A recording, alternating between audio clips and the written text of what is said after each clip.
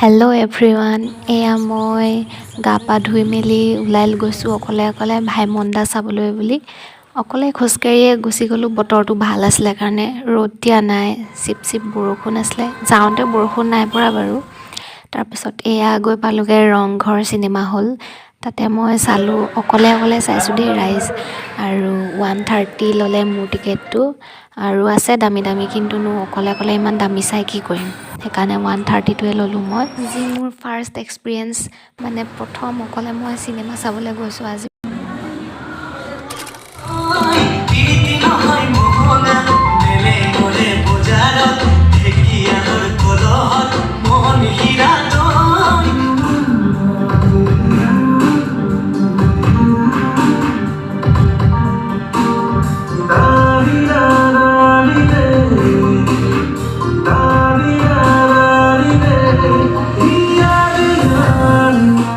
আপোনালোকো চাবগৈ অসমীয়া চিনেমা। আমিয়ে যদি নাচাওঁ কোনে চাব, হয় নাই?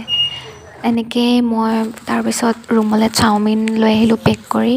তাৰপাছত এয়াই আজি মোৰ দিনটো অকলে অকলে এনেকৈ মই স্পেণ্ড কৰিলোঁ। আজিলৈ আহিছোঁ, বাই বাই।